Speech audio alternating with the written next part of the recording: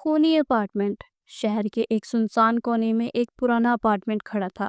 اس کی چوتھی منزل پر نادیہ اپنے 12 سالہ بیٹے حامد کے ساتھ رہتی تھی۔ شوہر کئی سال پہلے فوت ہو چکا تھا اور ماں بیٹا ایک دوسرے کا سہارا تھے۔ دن میں یہ اپارٹمنٹ عام سا لگتا، لیکن رات کو اس میں عجیب سی خاموشی چھا جاتی۔ نادیہ اکثر محسوس کرتی تھی کہ رات کے وقت کمرے کی دیواروں سے سرگوشیاں آتی ہیں۔ کبھی کبھی کھڑکی کے شیشے پر نمی کے ساتھ لفظ ابھر جاتے تھے، جیسے کسی نے لکھا ہو، ہمیں مت بھولو۔ ایک رات حامد نے ماں سے کہا، امی، کوئی رات کو میرے کمرے میں آتا ہے، وہ میرے کان میں کہتا ہے کہ میرے ساتھ چل۔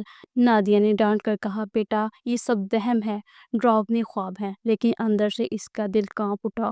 وہ جانتی تھی کہ یہ معمولی بات نہیں ہے۔ اس رات بارش ہو رہی تھی، بجلی بار بار جا رہی تھی۔ اچانک نادیہ نے کچن سے آواز سنی، جیسے کوئی برتن گر گیا ہو۔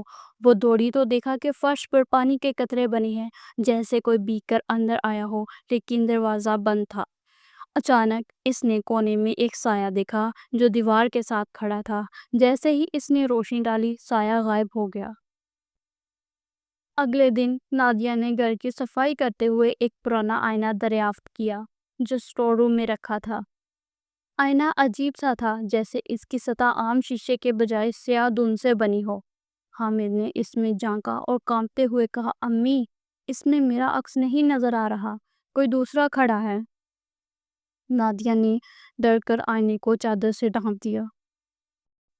رات کے پچھلے پہر حامد زور زور سے چیخنے لگا۔ نادیہ بھاگ کر اس کے کمرے میں گئی تو دیکھا کہ بیٹا بستر پر بیٹھا کانپ رہا ہے۔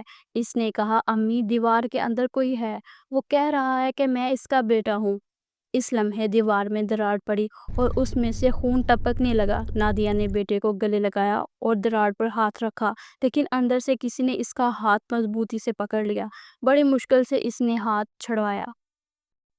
اب نادیہ کو یقین ہو گیا تھا کہ اپارٹمنٹ عام نہیں ہے۔ اس نے اسٹور میں جا کر آئینے سے چادر ہٹائی۔ اس بار اس نے خود کو دیکھا، مگر اس کا عکس مسکرا رہا تھا جبکہ وہ کانپ رہی تھی۔ عکس نے کہا، تم نے ہمیں بلا دیا، اب ہم تمہارا بیٹا لے جائیں گے۔ نادیہ پیچھے ہٹی، لیکن اچانک حامد آئینے کے قریب آ گیا۔ عکس نے ہاتھ بڑھایا اور اسے شیشے کے اندر کھینچنے لگا۔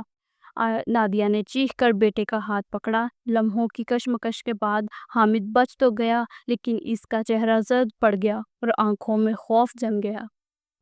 نادیہ نے ایک پرانے ہمسائے سے بات کی۔